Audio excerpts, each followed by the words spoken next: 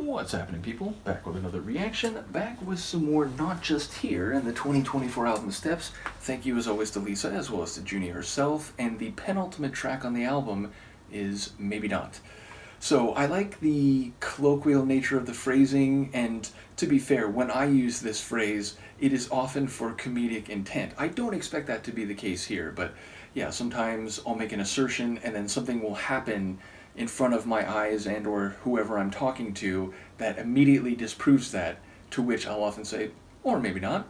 So yes, that's what I thought of when I looked at the title. Now, as I said, I don't expect it to be tongue-in-cheek or cheeky in that manner, but yes, maybe not on the surface is the idea that you're not completely ruling it out, but you are leaning toward rejecting or disconfirming whatever premise or idea has been presented or bandied about. So yeah, that's what I thought of when I looked at the title. Let's give it a listen and see what I can catch. This is Not Just Here. The track is Maybe Not, and it's the second to last tune on her 2024 album, Steps.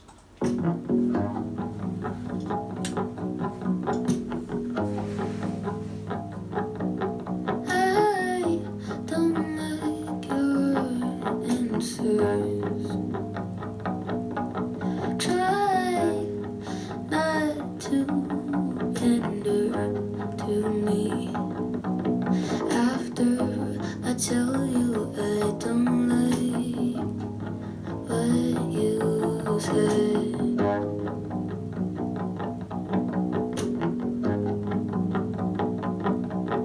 Might have to leave now. Just die from this pressure. I don't know whether or not to go. You told me this was home, but I don't know if I can feel it. Maybe not.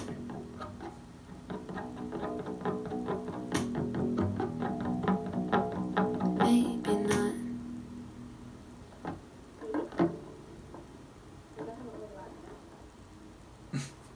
It sounded like a little, studio sound and, talking after the track's done. Obviously a very short one. That's got to be like 1 minute long. Yeah, just a little over a minute. And I believe that was an electric bass guitar. Correct me if I'm wrong.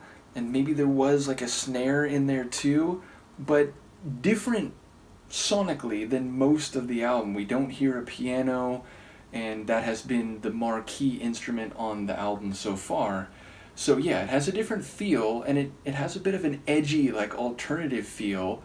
And what I took from the lyrics is that she's saying she doesn't like the answers this person has given, she doesn't like what they've said, and so even though the other person was suggesting this could be home, she's not convinced. Maybe not. Maybe this isn't where I want to be, and she feels like she has to leave.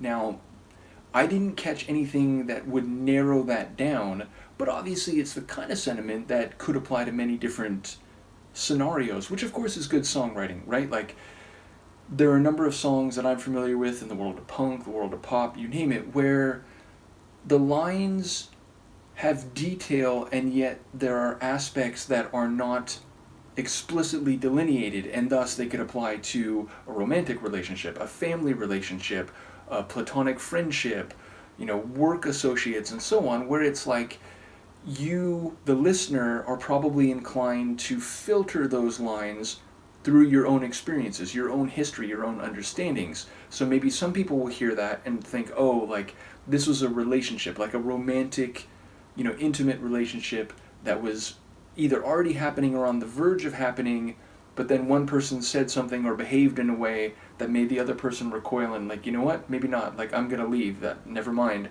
Or it could be like, I was home and I was comfortable here, this was a great, family environment, but now you said something where you're judging me or you're viewing me in a way that is not my own self-image, and so I don't feel supported or nurtured or whatever, so you know what, I'm gonna strike out on my own.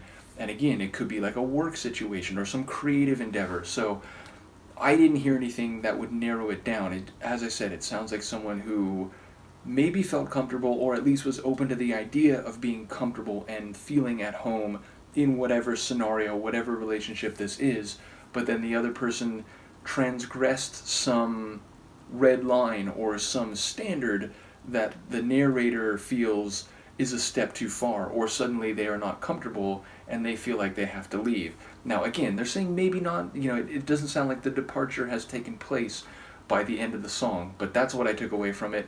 And as I said, with that, like, almost like stream of consciousness bass guitar playing, if that is a bass guitar, it felt like we were kind of like in the tense mind of the narrator, and it had a bit of an alternative edge, so a different feel than most of the rest of the album.